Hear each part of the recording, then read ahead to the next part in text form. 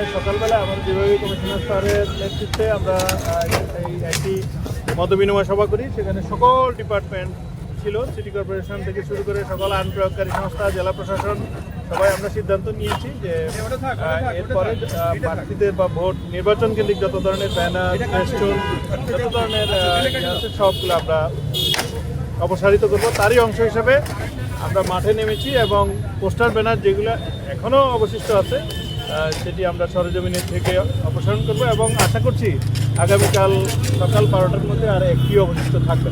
City corporation 24 ঘন্টা সময় নিয়েছে এবং আমরা একটা ঝকঝকে অবস্থা পাবো আশা করি।